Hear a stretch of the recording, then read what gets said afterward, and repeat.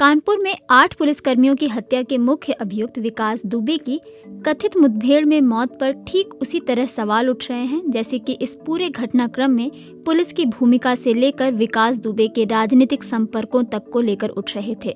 UP police की दर्जनों टीमें कई राज्यों और नेपाल तक में लंबा जाल बिछाने के बावजूद घटना के 1 हफ्ते बाद तक विकास दुबे को पकड़ नहीं पाई।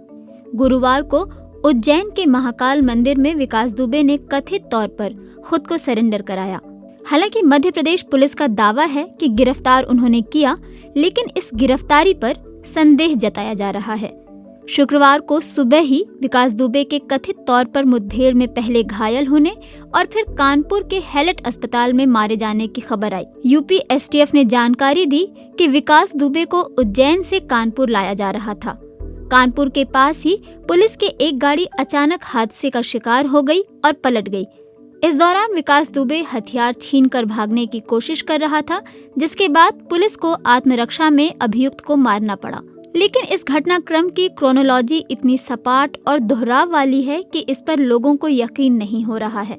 दरअसल जिस दिन विकास दुबे को उज्जैन में गिरफ्तार किया गया, उसी दिन से सोशल मीडिया पर ऐसी आशंकाएं जताई जा रही थीं कि ऐसा ही कुछ विकास दुबे के साथ हो सकता है। इसके पीछे वजह ये है कि विकास दुबे के 2 अन्य सहयोगियों को एक दिन पहले ही यूपी एसटीएफ ने हरियाणा के फरीदाबाद से गिरफ्तार किया था। यूपी की सीमा में लगभग इसी तरीके और इन्हीं परिस्थितियों में उनकी मौत हुई जिस तरह विकास दुबे को मारा गया। ऐसे कई बिंदु हैं जिनके आधार पर इस मुठभेड़ के दावे पर सवाल उठाए जा रहे हैं। मसलन करीब 1200 किलोमीटर तक के सड़क मार्ग में कोई बाधा नहीं आई, लेकिन कानपुर के पास पहुंचते ही अचानक ऐसा क्या हुआ कि सिर्फ उसी गाड़ी का एक्सीडेंट हुआ जिसमें विकास दुबे बैठा हुआ था। यही नहीं, इस गाड़ी में सवार पुलिस कर्मियों को चोटें आई, लेकिन विकास के साथ ऐसा कौन सा इत्तेफाक होता है कि वो पुलिस कर्मियों के हथियार छीनकर पलटी हुई गाड़ी से निकलकर भागने लगता है। पुलिस ने ये तो बताया है कि कुछ पुलिस कर्मियों को चोट लगी है, लेकिन इनके बारे में अब तक ज्यादा जानकारी नहीं मिल पाई है कि कितने पुलिसकर्मी घायल हैं और उन्हें कहां-कहां चोट लगी है।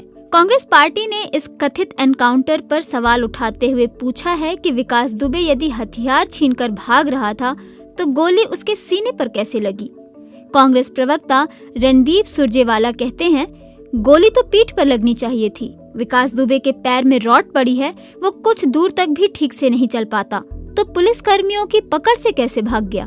सवाल ये भी पूछे जा रहे हैं कि 1200 किलोमीटर की यात्रा सड़क मार्ग से क्यों हो रही थी, जबकि चार्टर्ड प्लेन से विकास दुबे को लाने की बात हो रही थी, और कार से लाए जाने के दौरान हथकड़ी क्यों नहीं लगाई गई। ये भी इत्तेफाक ही रहा कि घटना के कुछ दूर पहले ही पत्रकारों की गाड़ियों को चेकिंग के लिए रोक लिया गया और विकास दुबे को ले जा रही गाड़ी ऐसी जगह पलटी जहां रोड के किनारे डिवाइडर नहीं था। ये भी इत्तेफाक है कि पलटी हुई गाड़ी के आसपास सड़क पर दुर्घटना होने के निशान नहीं हैं और चलती सड़क पर गाड़ी के दुर्घटना का शिकार होने के चश्मदीद भी नहीं हैं। इत्तेफाक ये भी है कि जिस विकास दुबे को महाकाल मंदिर के निहत्थे गार्डों ने पकड़ लिया, वो यूपी एसटीएफ के प्रशिक्षित पुलिस अधिकारियों की पकड़ से भाग निकला और उन्होंने उसे जिंदा पकड़ने के बजाय मार देना बेहतर समझा। ऐसे कई सवाल हैं जिनके जवाब पुलिस के पास या तो अभी नहीं है या फिर वो देना ही नहीं चाहती। कानपुर पुलिस और यूपी एसटीएफ के अधिकारियों से हमने इन सवालों के बारे में जानने की कोशिश तो की, लेकिन फिलहाल कोई जवाब नहीं मिल सका। यूपी सरकार इससे पहले भी एनकाउंटर्स को लेकर सवालों के घेरे में रही है। सरकार का दावा है कि राज्य में बीजेपी सरकार बनने के बाद करीब 2000 एनकाउंटर हुए हैं और इनमें 100 से ज्यादा लोग मारे गए हैं। कुछ मामलों में मानवाधिकार आयोग जैसी संस्थाओं से नोटिस भी मिले हैं, लेकिन एनकाउंटर को लेकर सरकार जरा भी नरम नहीं हुई है। कथित तौर पर फर्जी एनकाउंटर्स को लेकर सरकार और अफसरों को न्यायालय या अन्य संवैधानिक संस्थानों का भी डर नहीं रहता।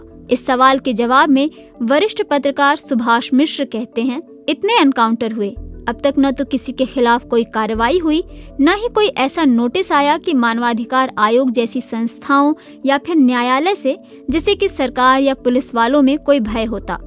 तो पुलिस वालों का भी मनोबल बढ़ता है कि कुछ नहीं होगा। पिछली सरकारों से तुलना करें तो पिछली सरकारों में 100 एनकाउंटर भी नहीं हुए। एनकाउंटर स्टेट की पॉलिसी बन गई है, इससे पुलिस को और बल मिला है। सुभाष मिश्र कहते हैं, यूपी पुलिस को एक अच्छा मौका मिला था। पुलिस इस मौके का सदुपयोग करती तो बहुत से राज खुल सकते थे। माफिया पुलिस नेता के गठजोड़ का सच जनता के सामने आ सकता था। ये पता चल सकता था कि विकास को किन किन लोगों ने संरक्षण दिया, उससे पुलिस का क्या कनेक्शन है, उसके बाद उसे सजा दिलाई जा सकती थी।